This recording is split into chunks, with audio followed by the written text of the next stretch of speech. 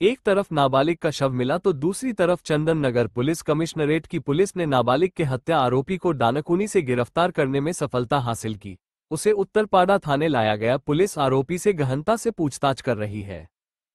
তুমি কেন মারলে? অসিত কেন মারলে?